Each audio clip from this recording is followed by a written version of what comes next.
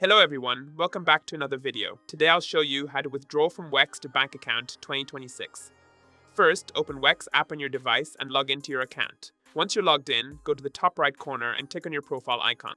From there, select the Assets option, then click on Withdraw from the left side menu. This will take you to the withdrawal page. Keep in mind that Weex does not allow direct withdrawals to a bank account, so you'll first need to transfer your crypto to an exchange like Coinbase or any other platform that supports crypto to fiat conversion.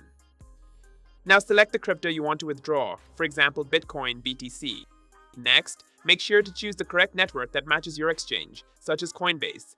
Then enter your Coinbase wallet withdrawal address, input the amount, and click Next to complete the transaction. Once the transfer is successful, your crypto will be received in Coinbase. From there, you can convert it into fiat currency and withdraw it directly to your bank account. And that's it! This is how you withdraw funds from Weex to your bank account. That's it! This is how you transfer funds from Weex to your bank account. If you found this video helpful, don't forget to like and subscribe. Thanks for watching.